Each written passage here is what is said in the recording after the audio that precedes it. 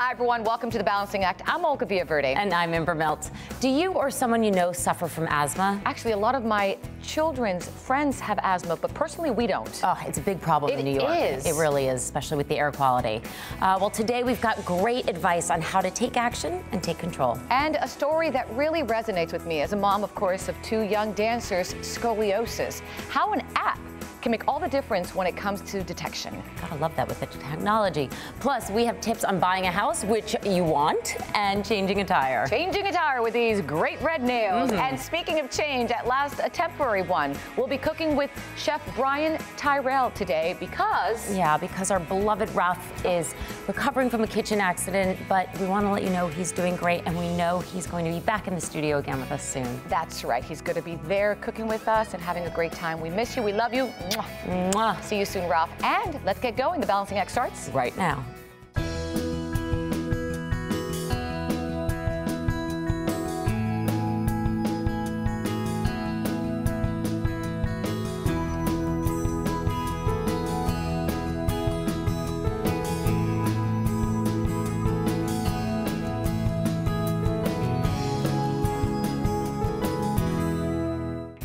If a health and wellness checkup is on your back to school list, and we just did this, Amber, don't forget to add a scoliosis screening. So important. There's a new spine screen app developed by Shriners Hospitals for Children that helps parents detect the signs. And early detection is key, especially for one 14-year-old aspiring ballerina. And as a mom of two dancers, the story certainly speaks to me. Take a look. I want to be a principal dancer in the New York City Ballet. It's really competitive to get there, but I think I can do it as long as I work hard. Kate aspires to be a professional ballet dancer, and for her to have the fusionless surgery really allowed her to be able to pursue her dreams, and it just gave her life back. Scoliosis is a curve in the spine that, if it's left untreated, can cause breathing problems, pain, and even disability. We don't know what causes scoliosis, but we do know that it runs in families. So when Kate's sister Lauren was detected with scoliosis, we knew that we had to watch Kate even more closely. I felt more strong on one side, and also I would get tired, and because my lungs were twisted and my ribs were twisted, that I couldn't breathe as well. So getting this surgery helped me breathe well and help both sides be even so that dancing would be easier for me. Every 6 months, Dr. Samdani would see Kate, and she got really the best care possible. You know, without this opportunity, her dance career would have ended, I'm sure. It just, she was struggling with rib rotation and breathing, being able to, you know, fill her lungs and do all the athletic things that dancers do. And it really was, it put a damper on what she was able to actually accomplish. At Shriners Hospital for Children, we can offer all the different treatment options that a patient may need for the treatment of their scoliosis, including scoliosis-specific exercises, physical therapy, and for some patients, surgery. And all of this can be offered under one roof. We are able to take care of kids from all over the world, regardless of a family's ability to pay. It was awesome. I had to go back slowly, but it was quick. It was like 20 days, and after that, like a week after I started dancing, I started getting all my flexibility back. Before the surgery, I felt kind of like slouched, and it would be hard to stand up tall. And now I felt like, because in ballet you have to be one long line, and now I can do that. I'm not all crooked. As a clinician, one of the most frustrating things for me to see is a child to come to clinic with a really severe curvature, because I know that if that curve was picked up earlier, there would be many different options available, including exercises and bracing. Certainly, there are some patients that would need surgery, but there's many others that we may have been able to avoid surgery with early detection. Thus, we felt it was really important for us to develop the Spine Screen app. The Spine Screen app is easy to use. It's free, you can download it onto your phone, It has a step-by-step video that shows parents how to use it.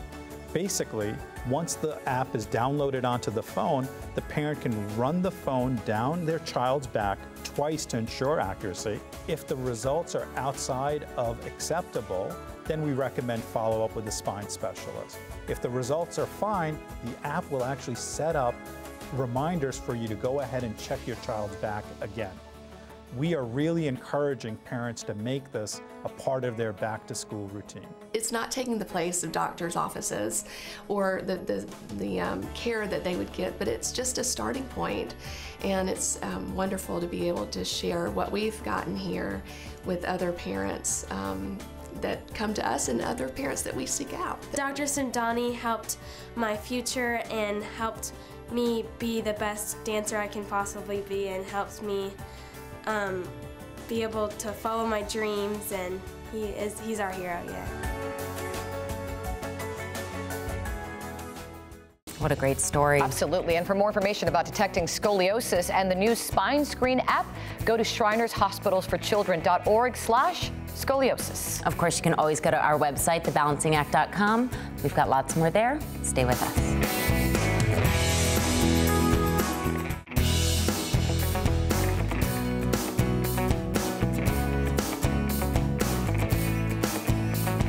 According to the Centers for Disease Control, approximately 25 million Americans suffer from asthma, and nearly 10% of these patients have severe asthma, and yet they may not even realize it. For these patients, severe asthma can have a profound impact on their everyday lives, from limitations of daily activities to simply taking a deep breath. Joining me today with some new resources and advice is the president and CEO of Allergy and Asthma Network, Tonya Winders. Welcome back to the show. Thank you. Thanks for having me. Thanks for being here. Now, I want to define again, we know what asthma is, but we know that there is severe and difficult to control asthma. What's the difference? So they are slightly different. Difficult to control can be any severity of asthma, mild, moderate, or severe. But severe asthma is not just asthma. A lot of people think, oh, it's just asthma, just take your inhaler.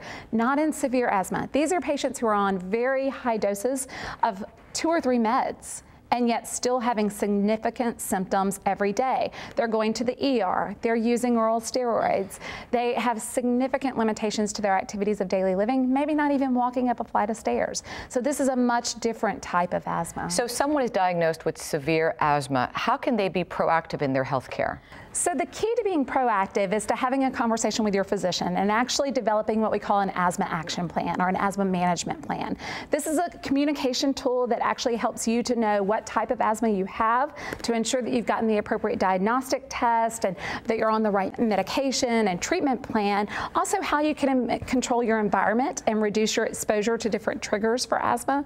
And so it's that kind of communication plan that's a really proactive tool to help you manage asthma more effectively at home. Which makes you more aware of the situation where you can deal with it better and maybe live. Absolutely. For that matter. Speaking of awareness, you have a new awareness campaign that I think is fantastic. Tell me about it. Yeah, so Allergy and Asthma Network has partnered with the Chest Foundation to develop an asthma awareness campaign specifically around severe asthma, because what we find is that no one wants the label of severe anything. And yet, when patients are using oral steroids more than 2 or 3 days a year, which is a lot, if they're going to the ER, the hospital, if they're refilling their albuterol quick relief inhaler more frequently than they should, these are all signs of severe asthma.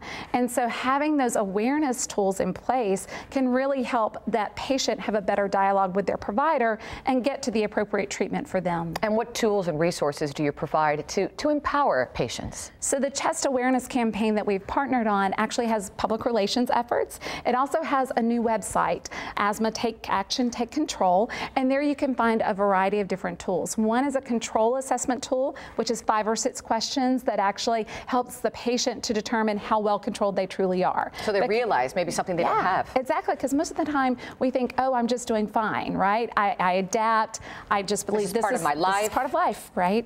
But then we also have a severity assessment tool. And the severity assessment tool is 5 or 6 questions to determine exactly how severe your asthma truly is. Not what you may have been originally diagnosed or what you may perceive, but objectively, what is that level of severity? And then the final tool we have is a shared decision-making tool. And this is a tool that really does guide that discussion between patient patient and healthcare professional or provider to determine which is the best, most appropriate treatment for you. And I can only imagine that for many people who finally use those tools and resources, they have maybe an aha moment, and it makes such a difference, maybe even a life-saving moment. It truly does. I mean, we get to hear from hundreds and hundreds of patients each and every year at Allergy and Asthma Network. And one particular severe asthma patient that I just had a conversation with over the last month really comes to mind here. So she was a grandmother who quite honestly had late onset asthma in middle age, and it had gotten so severe that she actually wasn't leaving her home. She couldn't work, she couldn't go to her grandchild's soccer games, and she was living a very limited life because of asthma. And now she's gotten to the appropriate treatment. She's more aware of her condition. She's more educated. She's living life to the fullest, going to those soccer games, enjoying those grandbabies.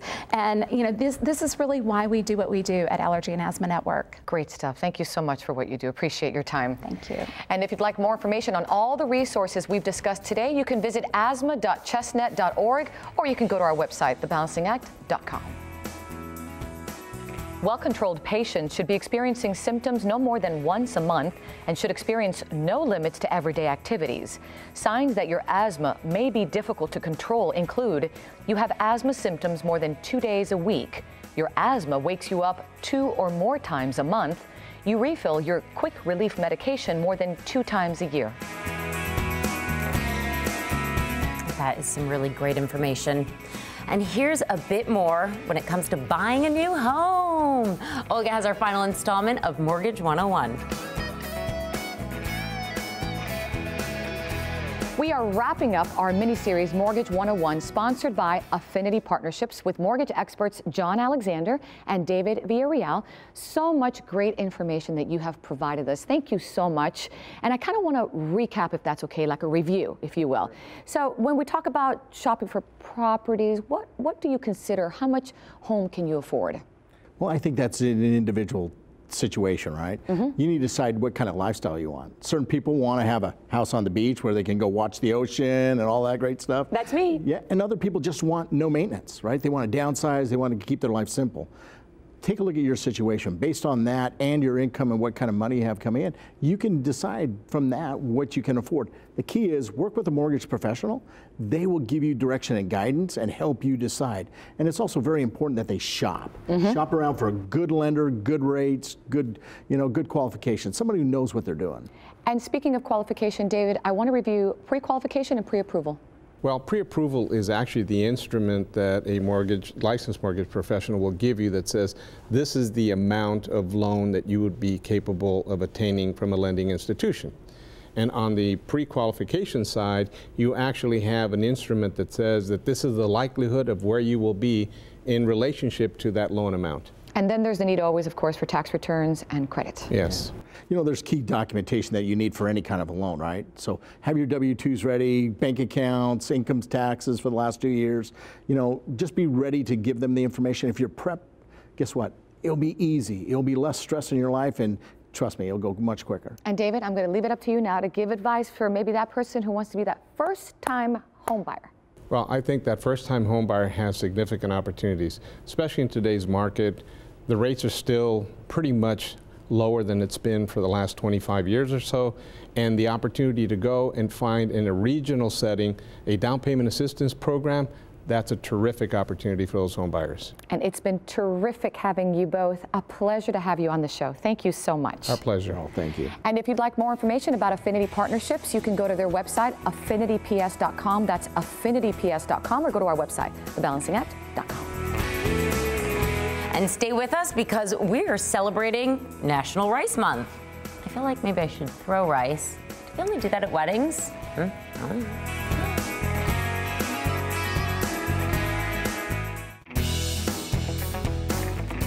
You know, rice is a staple in my dad's house. Every day he says the same thing. Hay que comer arroz con la comida. What? Huh? I need rice with my dinner. Always. He loves it. Oh, I agree with that, though. We have a lot of rice in my house. Say arroz. Arroz con pollo. I know, I love it. It's really good. And rice is really more versatile than you think. It is, and you rolled your R's. I'm proud of you. Time to get cooking Cajun style with Chef Brian Tyrell, who's got some delicious ideas on how to use Basmati arroz.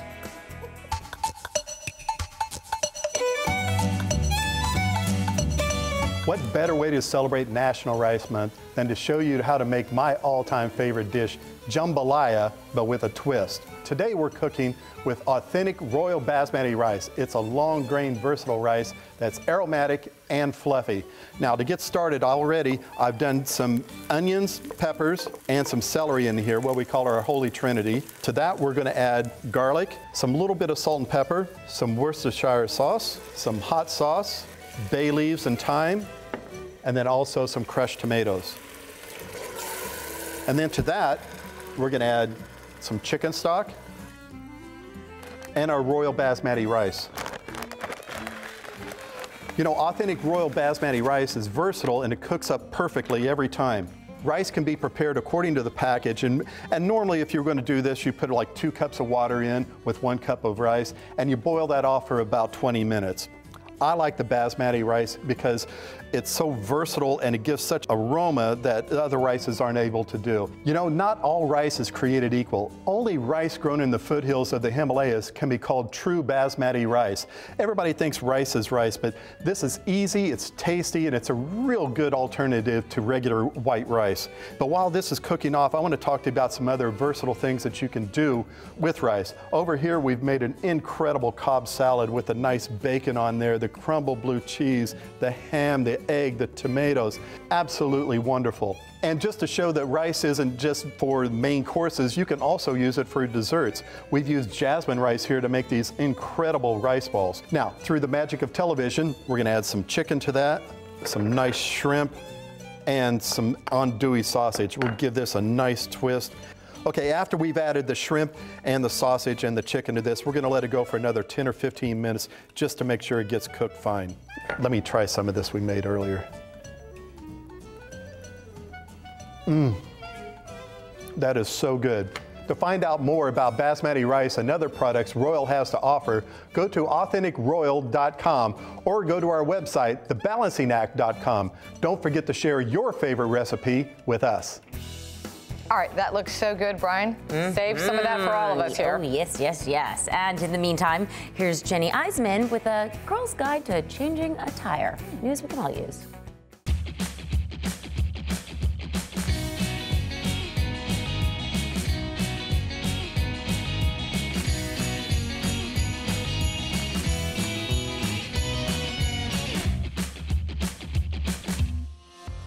We're strong, we're independent, so of course we should all know how to change a tire, right? Okay, no worries. I'm Jenny Eisman with the Girl's Guide on Tire Changing 101. Be prepared.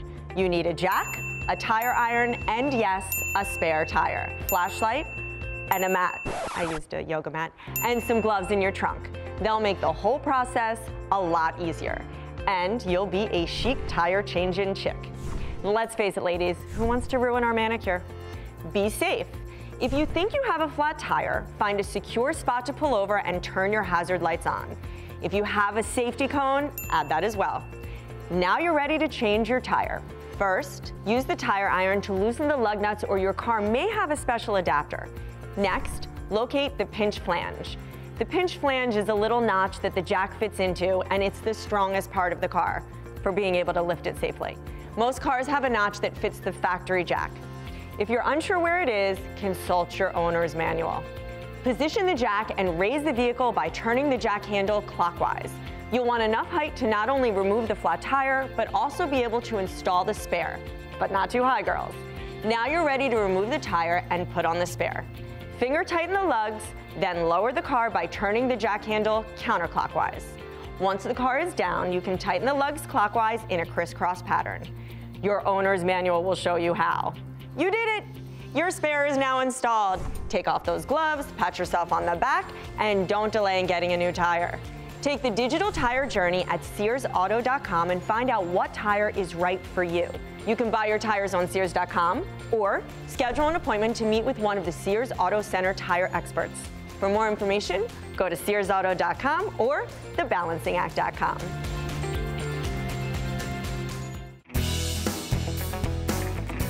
We hope you guys all enjoyed today's show. It's sad that it's over. You know, you can head to our Facebook page or website, and of course, you can always follow us on Twitter. We've got lots more there. Thanks for watching, everyone. We'll see you next time.